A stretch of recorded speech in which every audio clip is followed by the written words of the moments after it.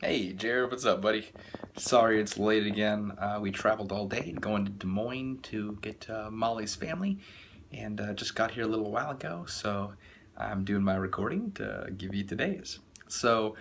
Today, the virtue that I want to talk about that I love in you is actually work ethic. Um, and work ethic, just to kind of define it the way I see it, is this ability to see something through to the best of our ability. And what I love about you is I feel like when you set your mind to something, you don't just like try to accomplish it in any way, but your ability to break it down into little tasks that you need to accomplish it and see every one of those through with great care and diligence and determination is one of the most awesome characteristics about you. I hope that when my boys and my girls spend time with you, that they pick that up, that ability to work hard to see something through. I love it about you, dude. One of my favorite things. I think you probably got a little bit of Grandpa Randa in you, that. But I also wanted, as I was reflecting on what it means to have a Christian work ethic, I think that definition takes on new meaning. Because if work ethic is this ability to see something through to the best of our ability, then a Christian work ethic is the ability to see love through to the best of our ability, to see this idea of spreading the kingdom of God, of coming to know and to love Christ to the best of our ability. And that to me is one of the hardest challenges because Christ's command is seemingly simple, right? Love God with all of your heart, with all of your mind, with all of your soul, with all of your strength, and to love others as yourself. Um, which seems like, okay, great, two things, no big deal. But if that really is the goal, if that is the something that we're supposed to see through in all the little details, oh man, that is an immense challenge. And as I reflect on my own life, I see so many times when daily I fail to love God and daily I fail to love others.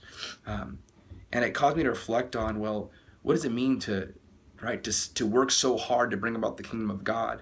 And I think so many times there's this confusion in our world that to bring about the kingdom of God is somehow a political activity, right? That we're going to create a government in a country where everybody has justice. And when you reflect and you look at Christ's life, this wasn't at all what he was about. It's not to say that he didn't have, like, he wasn't concerned about a political atmosphere. He was concerned about people and individuals and the way we loved and took care of them. And he always sought out the weakest and the smallest, right?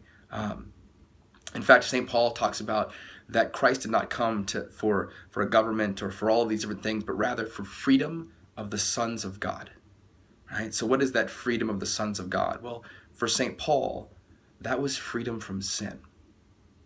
And he understood sin in a very specific way. In fact, one of the great saints wrote that sin impoverishes the soul. It destroys its capacity to love.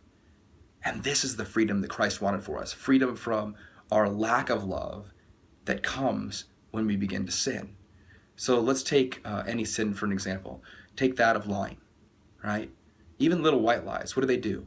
They destroy our capacity to build relationship, right? When we lie, when we don't tell the truth, we place a barrier between ourselves and God or ourselves and others, right? We destroy that trust which is necessary for all relationships.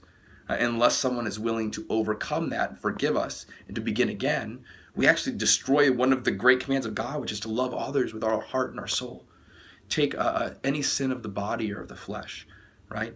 When we use others for our own pleasure, we destroy our capacity again to build relationship, to love them, right? We become slaves to our own desire and appetite. The same is true when we abuse our own bodies, right? That when we do that in a sexual way, it does the same thing. It creates a capacity for selfishness rather than for a capacity for self-gift. And this is the thing that St. Paul works so hard against, and he preaches on all the time, was this idea that Christ came to help us to overcome and to conquer sin, freedom for the sons of God. And I think I guess my challenge I want to leave you with is when we do this examine, right, to really take a look and say, where in my day has my capacity to love been diminished?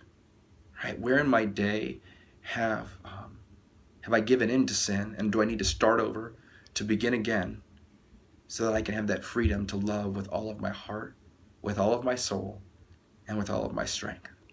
I hope you know how grateful I am for you and for that beautiful virtue of work ethic that you have. And I pray for both of us that we can develop a Christian work ethic just to constantly be seen through the call to love and bring about God's kingdom and conquer sin. I love you so much, buddy. Bye.